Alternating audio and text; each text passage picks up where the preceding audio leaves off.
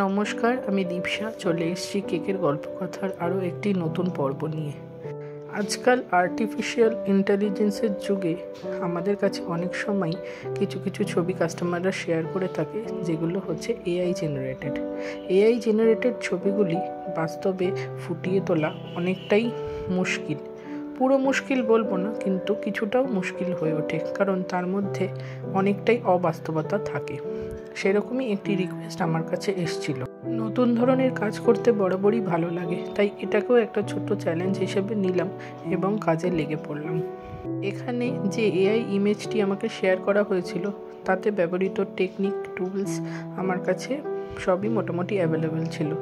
তাই কেকের বেশিরভাগ অংশটাই আমি যতটা সম্ভব সেম করা যায় সেটা তুলে ধরার চেষ্টা করেছি।